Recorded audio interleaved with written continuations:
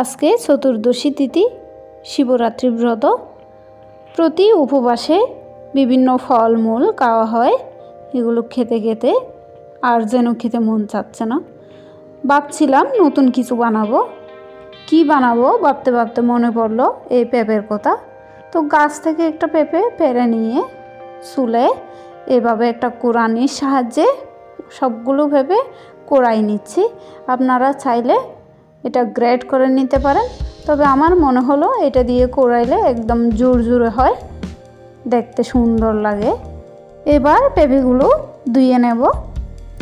ভালো করে ধুয়ে নেওয়া হয়ে গেলে একটু সেদ্ধ করে নেব, যাতে পেঁপের একটা গন্ধ ক্ষীর থাকে ওইটা যেন চলে যায়।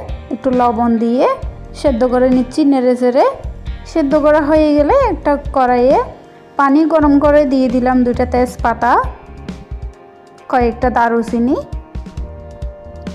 দিয়ে দিচ্ছি কিশমিশ, বাদাম আর নারকেল কুড়া। নারকেল দিলে যে কোনো পিঠা বলেন, পায়েস বলেন, স্বাদটা কিন্তু অনেক গুণ বেড়ে যায়। দিয়ে দিলাম স্বাদ মতো লবণ আর চিনি। 1 কাপ গরুর দুধ দিয়ে একটু নেড়ে চেড়ে ফুটিয়ে নেব। দেখতে পাচ্ছেন যখন ফুটা শুরু করছে তখন সেদ্ধ করা পেঁপেগুলো দিয়ে একটু নেড়ে চেড়ে নিচ্ছি। হয়ে গেল পেঁপের পায়েস। খুব সহজে কম সময়ে পেঁপের পায়েস বানানো যায়। আপনারা উপবাসের সময় যদি কোনো কিছু খেতে মন না চায় তখন এভাবে পেঁপের পায়েস বানিয়ে নিতে পারেন। আর ভিডিওটি কে কোথায় থেকে দেখছেন কমেন্ট করে জানাবেন।